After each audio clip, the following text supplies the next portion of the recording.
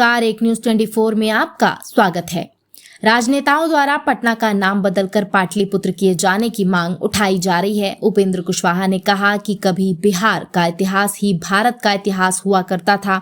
इतिहास के स्वर्णिम काल में भारत की राजधानी बिहार में हुआ करती थी और उसका नाम पाटलिपुत्र था।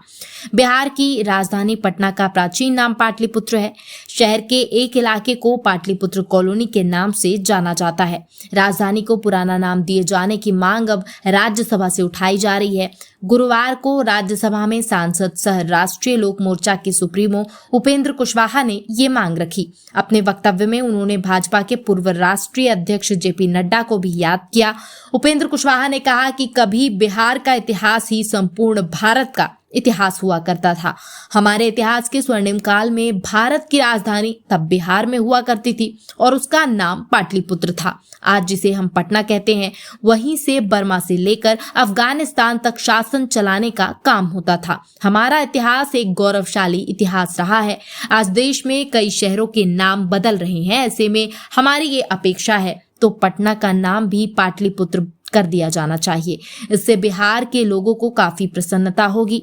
आगे उन्होंने कहा कि इससे हमारे बीजेपी नेता और केंद्रीय मंत्री जेपी नड्डा जी को भी काफी खुशी होगी, क्योंकि उनका पटना से काफी गहरा नाता रहा है। जब बिहार के गौरव की चर्चा हो रही है तो इनके मन में भी जरूर गुदगुदी होती होगी। इस काम के लिए ये एक बहुत ही उचित समय है, क्योंकि केंद्र और राज्य में दोनों ही में एनडीए की सरकारें हैं।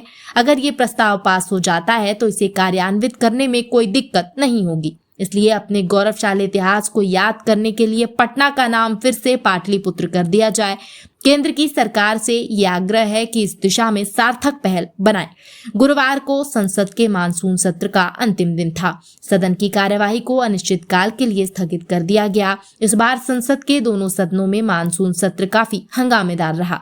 अयोध्या में चढ़ावा चोरी समेत अन्य कई मुद्दों को लेकर विपक्ष ने काफी हंगामा किया।